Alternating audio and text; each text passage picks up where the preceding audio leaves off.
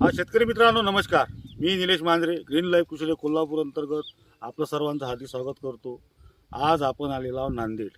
Plot आहे सोयाबीनचा. आपण ज्या प्लॉटमध्ये आहे ह्या प्लॉटचं नियोजन कशा पद्धतीचं झालं, खर्च किती झाला आणि गेल्या 4 वर्षा अगोदर ह्या प्लॉटमध्ये शेतकऱ्यांना कशा पद्धतीची पिकं घेतली आणि त्यांना काय अनुभव आला आपला ग्रीन लाईफचं यावर्षी वापरून, हे सर्व जाणून घेण्यासाठी आपण या प्लॉटमध्ये आलेलो आहोत. शेतकरी आहेत, शेतकऱ्यांना आपण विचारू, पूर्ण डिटेल माहिती घेऊ आणि खरंच त्यांना ग्रीन लाईफविषयी काय वाटते आणि त्यांचं ग्रीन लाईफविषयी भविष्याचं प्लॅनिंग काय आहे हे सर्व जाणून घेण्यासाठीच म्हणून आपण हा व्हिडिओ करतो. तुमचं पूर्ण नाव आणि पत्ता सांगा. माझं नाव रमेश पाटील वन्नाळी, राहणार वन्नाळी, तालुका देगलूर, जिल्हा नांदेड. तर काकाजी तुमच्याकडे पूर्ण शेती किती आहे? माझ्याकडे 30 एकर शेती आहे. आता 30 एकरापैकी तुम्ही ग्रीन लाईफ कृषी कोल्हापूर अंतर्गत प्रॉपर ट्रीटमेंट सुरुवातीपासून किती एकरावर केलं? 4 एकरवर केलं होतं आम्ही. 4 एकरावर केलं. आपण ज्या प्लॉटमध्ये हे शेत आपलंच आहे?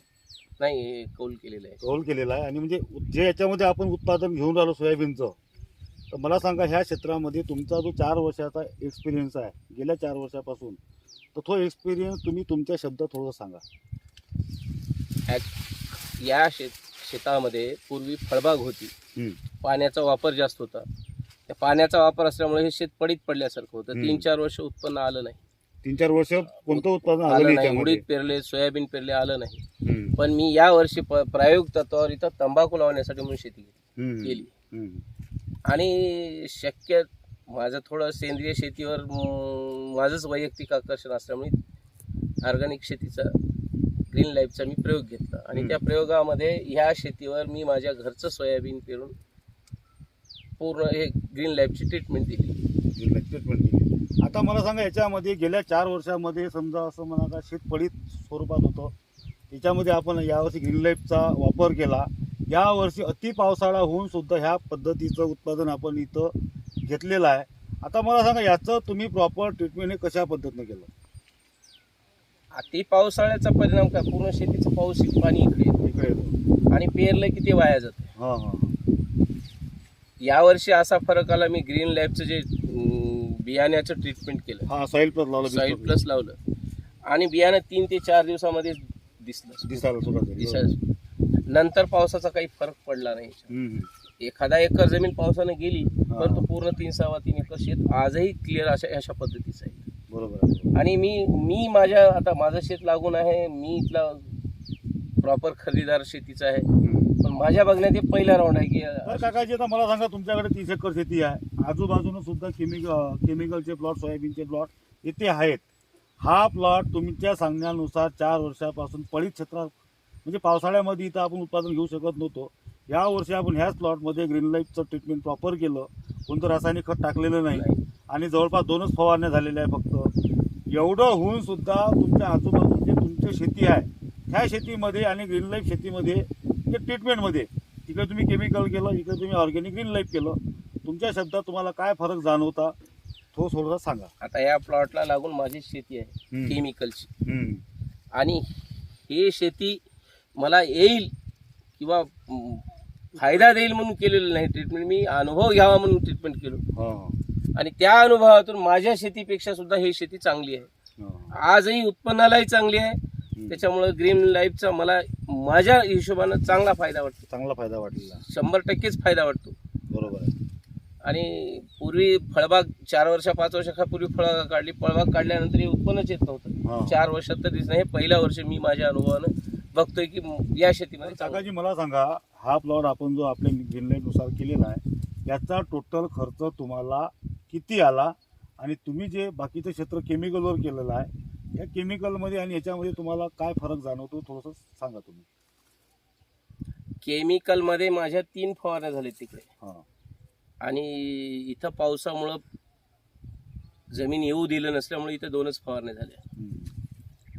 तसा विचार केला तर केमिकलपेक्षा 10-20% कमीच झाला माझा खर्च, नियोजनापेक्षाही माझ्या दुर्लक्षतेमुळे कमी झाला. आणि जवळजवळ 3000च्या आसपासच एकरी खर्च आहे आज झालेला. आणि उत्पादनामध्ये काय फरक उत्पादन तर आजही माझ्या डोक्यात आहे की तिथल्यापेक्षा क्विंटलभर तरी उत्पन्न एकरी जास्त होईल.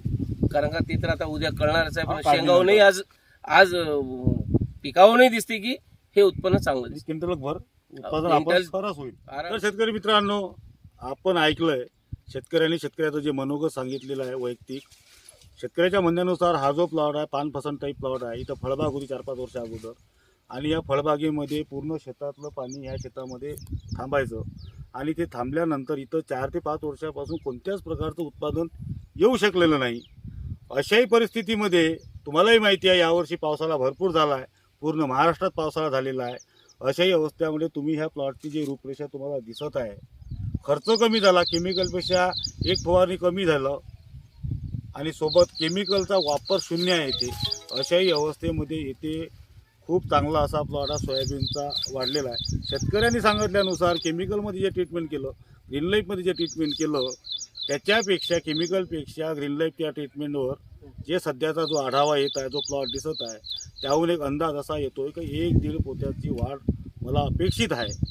तुम्ही बघा, खर्च कमी, वापरायला सोयीस्कर, प्लस ऑर्गॅनिक ट्रीटमेंट, कोणत्याच प्रकारचा केमिकलचा वापर न करता आपण आज इथपर्यंत ह्या प्लॉटमध्ये आलेलो आहोत. अशाच पद्धतीनं प्रत्येक शेतकऱ्यानं ग्रीन लाईफला समजून घेतलं पाहिजे आणि नेमकं ग्रीन लाईफ काय आहे, इतरमध्ये काय फरक आहे, केमिकलचा वापर किती केला पाहिजे, केमिकलचा वापर टळलाच पाहिजे मी म्हणेल, अशा पद्धतीचं इथं नियोजन आपण केलेलं आहे. त्यामुळे हा प्लॉट तुमच्यासमोर आपण एक इथं डेमॉन्स्ट्रेशन म्हणून ठेवला, शेतकऱ्याचं मनोगत घेतलं, अतिशय बिकट परिस्थितीमध्ये आपण प्लॉट डेव्हलप केला. अशाच पद्धतीचं आणखीन ग्रीन लाईफबद्दल काही माहिती जाणून घ्यायची असेल तर तुम्हाला स्क्रीनवर नंबर मिळेल. खरंच तुम्हाला पुढे हरभऱ्याचं, तुरीचं नियोजन, जे काही रब्बी हंगामाचं नियोजन करायचं असेल, थोडं का होईना, जसं या शेतकऱ्यांनी केलेलं आहे. आज शेतकऱ्यांनी सांगितलं 25-30 एकर शेती आहे, 4 एकराचं नियोजन केलं, अगोदर फरक बघितला, सर्व समजून घेतलं. समजल्यानंतर इथून इकडे जे काही 25-30 एकरामध्ये जे पुढचं यांचं पीक आहे चण्याचं, पूर्ण पीक हे यांचं ग्रीन लाईफ कृषी कोल्हापूर अंतर्गतच होणार आहे. ह्याच गोष्टी समजून घेण्यासाठी तुम्ही पण यावर्षी थोडं का होईना अगोदर ग्रीन लाईफचा वापर करायला सुरुवात करा. त्याविषयी जाणून घ्या, अनुभव घ्या, नंतर धीरे धीरे का होईना आपण त्या पद्धतीनं पुढचं नियोजन करू. हेच ह्या व्हिडिओच्या माध्यमातून तुम्हाला सांगायचं आहे. धन्यवाद.